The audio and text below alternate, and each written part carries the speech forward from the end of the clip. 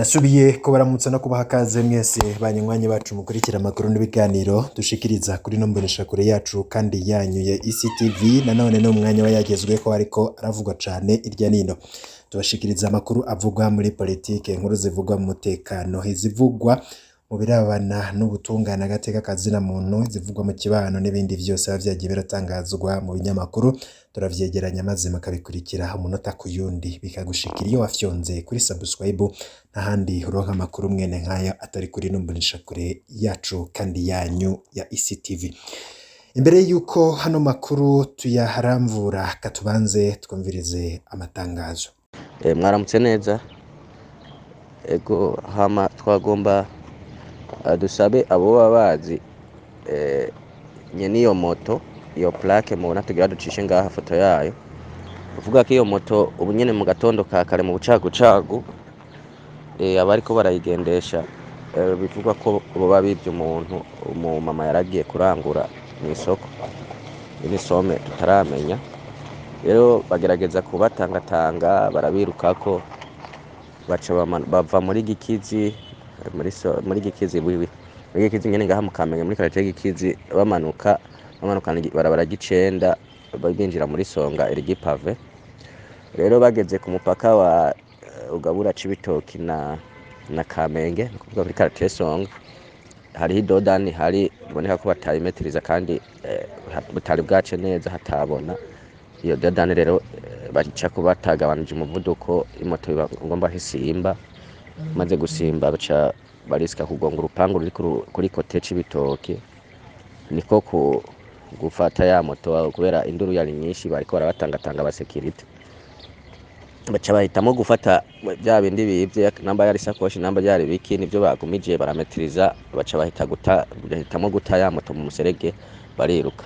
Rero iyo moto mu mwanya tuvugana iri ngaha kw'izone mu Kamenge, kandi ikirato c'umushoferi cahasigaye hari n'ukuntu kuri plaque bashira kutuntu twabona twe twatuzi ngo n'utugrife bashirako kugira umuntu aravye ntashobore kumenya ibiharuro nyezina vya plaque vy'iyo moto. Ivyo byose rero umwanya tuvugana biri kw'izone mu Kamenge, woba yahuye n'ico kibazo canke nyene moto maze ko keshi abazitwara atari benezo iyo tashika kuri zone Kamenge kugira amenye umuco wibigiye gukurikira. Murakoze. Nabahaye ikaze rero mw'idonido ryano makuru. Mu ntara ya Ngozi hari abanyagihugu bo muri komine Nyamurenza cane ku mutumba Kinyovu bavuga ko bariko baratotezwa na musitanteri w'iyo komine. Mu nama yagirishijwe na buramatari Nyamurenza kuri uyu wa gatanu, bagirije Cesari Nizigiyimana ko ababorezi gufa mu kubakubita abandi akabapfunga. Hari n'abemeza ko baburabujwe barateba barahunga.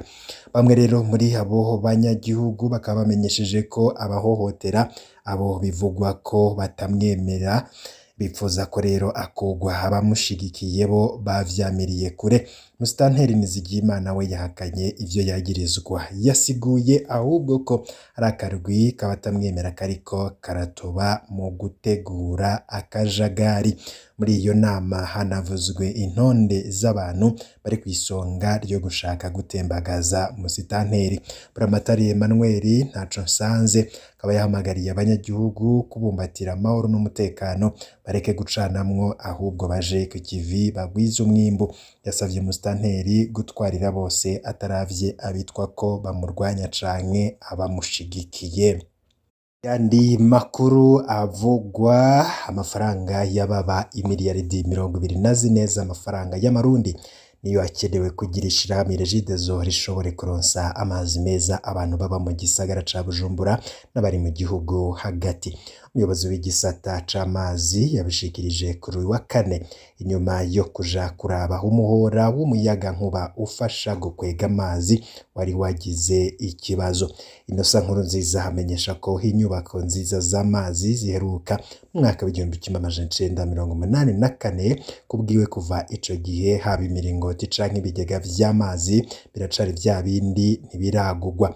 aha ashikiriza ko arico gituma babwirizwa gushira mu ngiro imigambi mishasha mu gutanga amazi. Ahasigura ko mu gisagara ca Bujumbura ubu basabwa kugwiza na kabiri amazi batanga kuko abayakenera barenga umuriyoni. Abo bagizwe n'ababa mu gisagara ca Bujumbura hamwe n'abagitemberera buri munsi nkuko abishikiriza, ariko ico gihe ngo bari ica kabiri cabo. Tukiri Bujumbura, abanyagihugu baba muri karitsiye Gasenyi Nyakabondo ya kabiri ni muri zone Rubirizi komine Mutimbuzi muri hegitari 160 zo hafi y'ikirimba c'umukuru w'igihugu basaba leta gutorera inyishu ikibazo cabo kijanye no kubaronsa aho bimukira bongere baronswe imizibukiro. Basigura ko inzu ziguma zibagwako kandi barabujijwe gusanura. Basaba n'abagira neza kubagarukirako kuko batabona iyo bariko baraja. Inzu 15 nizo zimaze gusenyuka nkuko vyemezwa n'uburongoye uwo mutumba. Amosi Ndacayisaba akaba amenyesha ko kuva mu mwaka wa 2016 abo arongoye babujijwe gukoreraho ikintu na kimwe, haba gusanura uburaro bwabo canke kubaka gushasha. Asaba leta kubaronderera aho bimukira canke ibaha uruhusha rwo gusanura inzu zabo kuko imvura iguye ziguma zibomagurika. Mu kiganiro umukuru w'igihugu yaremesheje mu Kirundo kuwa 30 Kigarama yamenyesheje ko abantu bafise amatongo hafi y'ikirimba c'umukuru w'igihugu bazokubakirwa aho baba. Mu yandi makuru, leta y'u Burundi hisabwa gutegeka inzego zijejwe imbibe kurikanura kugira ibitigiri vy'abajabuka imbibi baciye mu misho n'urudandazwa rw'abantu bigabanuke. Ihamagarirwa kandi gutanguza ku mugaragaro politike yo guhanahana abakozi n'ibindi bihugu kugira abazorenga amategeko bazobihanirwe. Biri mw'itangazo ishirahamwe Onarecte Owe ton frere ryishinze kugwanya urudandazwa rw'abantu n'amabi yakorerwa abakenyezi n'abana b'u Burundi ryasohoye kuri wa gatanu.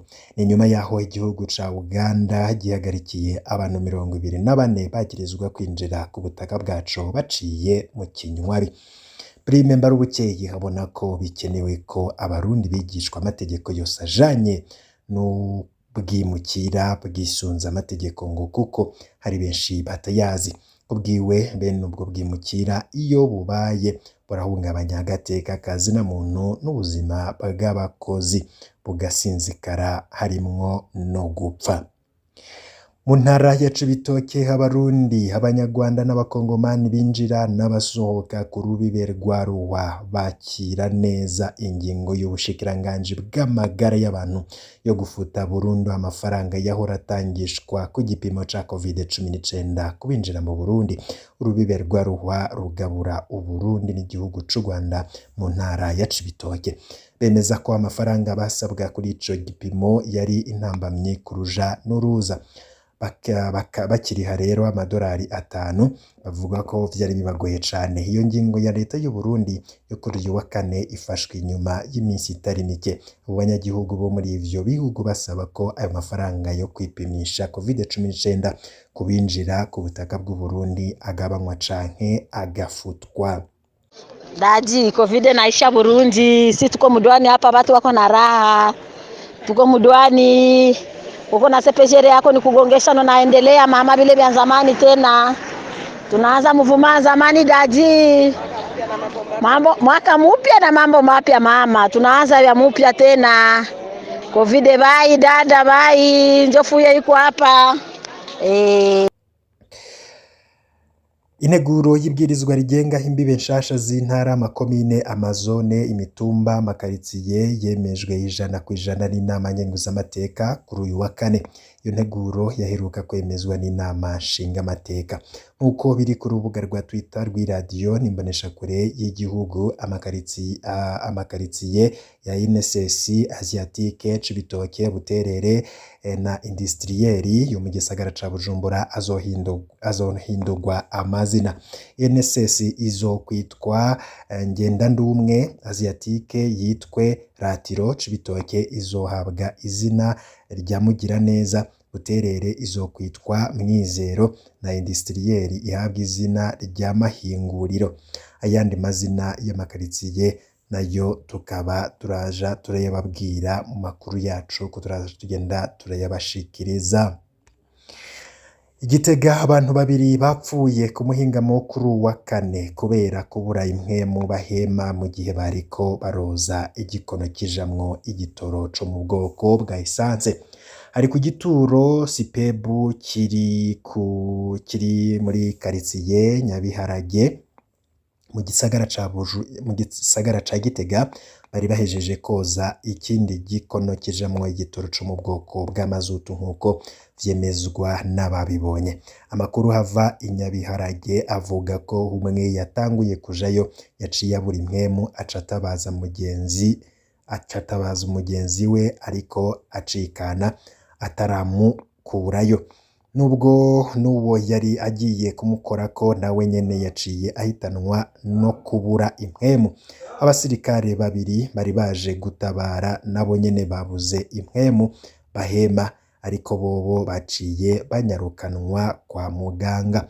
Abapolisi bo mu gisata co gukinga impanuka n'abakozi bo mu muryango utabara imbabare Croix Rouge bamenyesheje ko igitoro ca essence gifise ubwakira butangana n'ubw'amazutu arico gituma ico gikono c'amazutu bacogeje ntibagira ico baba. Ico gituro bivugwa ko cari kimaze imyaka irenga 5 kidakora, nyeneco akabashaka kukivyura. Kuri wa kane bari mu bikorwa vyo koza ibikono n'amapombo, ariko abanyagihugu basaba ko abo bapfuye bari koza ivyo bikono nyiri iyo sitasiyo yotanga indishi z'akababaro ku miryango yabuze, ariko hakaba hari amakenga ko bishobora kutazokorwa kubera ubushuti uyo nyiri iyo sitasiyo afitanye n'abari ku butegetsi.